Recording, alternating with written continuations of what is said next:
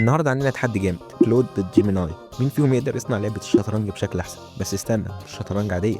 الفكرة هنا لعبة استراتيجية. معاك فلوس في البداية تشتري جنود تحطهم في أماكن معينة يعني يهجموا على الملك بتاع الخصم، والخصم في نفس الوقت يعمل معاك كده. ومعايير التحدي هتكون واضحة المرة دي، يعني هيكون على حسب الرسوم ووضوح اللعبة وسهولة فهمها، يعني اللعبة سهلة اللعب ولا صعبة ومعقدة وهكذا.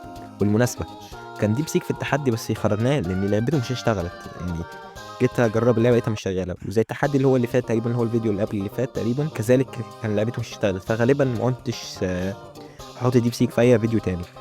صح، ده تقريبا الفيديو السادس في القناه، فاشترك بقى عشان الاستمراريه. يلا نعتبر انك اشتركت ويلا نبدا بالفيديو. اول خطوه كانت اني اجهز برومت واحد وموحد وخليت شات جي بي تي يعمله، وبعته لكلود وجيميناي، كل واحد فيهم طلع لي بالكود بتاعه. وصراحه مش لازم احط لقطات، يعني اللي هو انا بعت مره واحده وكل واحد فيهم طلع لي بالكود، فمش لازم يعني. ودلوقتي هنبدا باول تجربه اللي هي لعبه كلود، وصراحه املي فيه عالي قوي بسبب الفيديو اللي فات، واللي مش شافه يروح يشوفه.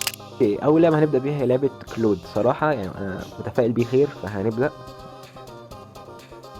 اوكي، يعني في عندنا السلايدر اللي هم غالبا اللي هم البيادق، وهنا الحصان الارشر.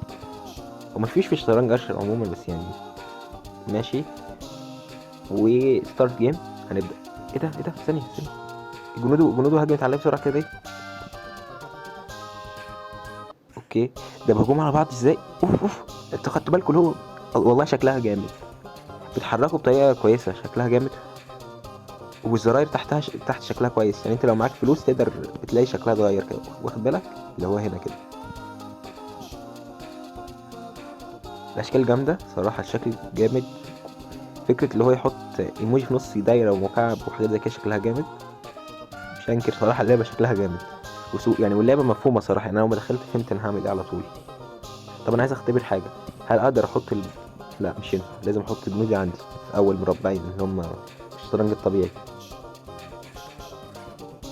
بخسر. هو مشكلة في مشكلة، بس اللي هو اسمه ده ان العدو بيلم فلوس اسرع منك بكتير، اللاعب بيلم فلوس ببطء، فالموضوع مش حلو صراحة. حاسس ان في اولوية رايحة بزيادة قوي ناحية العدو. كان ممكن يخلي الموضوع متكافئ، وفي نفس الوقت اللي يقتل ياخد كوين. يعني دي ممكن تتحسن مع، يعني مثلا اديله كذا مرة مثلا يروح محسنها.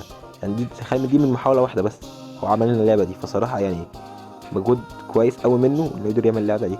وبس كده تقريبا ده تقييمي للعبة، هيكون بعد ما تشوف لعبة جيميناي. دلوقتي هنشوف لعبه جيميناي. اوكي، واللعبة التانية هتكون لعبة جيميناي. صراحة بعد ما لعبة كلود طلعت لعبة كويسة، التحدي هيكون صعب قوي على جيميناي. وده بسم الله نجرب اللعبة.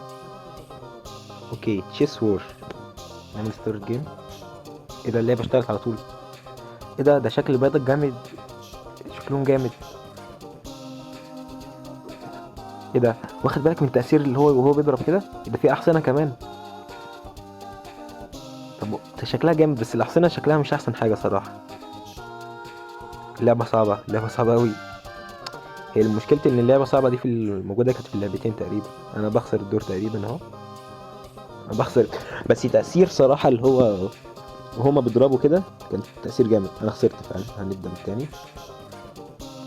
برضه في مشكلة بسبب اللي انت تيجي تعيد الدور، فهنعيده من الموقع نفسه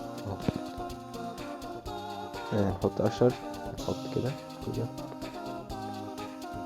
اوكي، في تأخير في الكوين، يعني لما الكوين تتصرف بيبقى في تأخير لحد ما يظهر لك اللي هي اتصرفت، بس يعني ماشي هنعدي التأخير ده.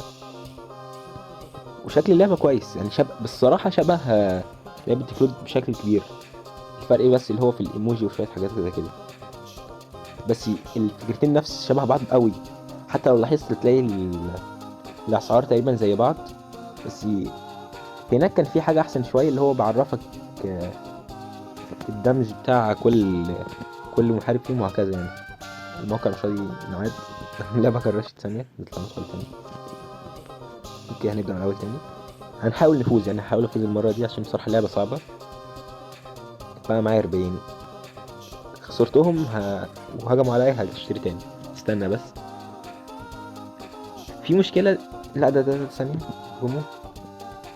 المشكلة الوحيدة تقريبا في اللعبة اللي هي اللعبة صعبة، لعبتين يعني. حتى لعبة كلود كانت صعبة قوي، يعني صعب ان انت تكسب فيها. بس الصراحة يعني اللعبتين شبه بعض واللعبتين حلوين. وهسيبكم يعني مع التقييمات دلوقتي. بصراحه الموضوع غريب، اللعبتين شبه بعض قوي يعني. بصراحه يعني مثلا متوقعتش ان هم يجيبوا نفس الفكره اللي هو بالظبط، اللي هو نفس الطريقه ونفس اللعب. ممكن بسبب البرومت، بس يعني ما اظنش انه يعني ده السبب. بس صراحه اللعبتين شكلهم حلو قوي. ودلوقتي فقره التقييمات. بصراحه يعني من حيث الرسومات فهدي كلود 9/10. 9/10 بصراحه. اللي الرسومات كانت حلوه نوعا ما، كان شكلها جامد. وجيميناي من حيث الرسومات هتكون 8.5، فرق النص درجه صراحه. يعني كان شكلها حلو بس مش قوي، يعني مش نفس كلود. ومن ناحيه وضوح اللعبه الاتنين شبه بعض اساسا، يعني في النقطه دي هتعدي الاتنين لانهم يعني شبه بعض بالظبط، فمش هتفرق. والاتنين صراحه شغلهم يعني كان كويس، وكلود كان متفوق يا دوبها سنه صغيره، يعني هي نص درجه تقريبا. يعني يعتبر الاتنين فازوا صراحه. ما اقدرش نقول ان كلود كسب، بس يعتبر كسب. فدلوقتي قول لي رايك في الكومنتات، مين كسب في التحدي، ونعمل التحدي الجاي بين مين ومين. في اخر الفيديو حابب اقول لك لناس تدعي لاخواتنا في السودان وفلسطين، اللهم انصرهم يا رب. ولو عجبك الفيديو تضغط على اللايك وتشترك في القناه، ويلا سلام.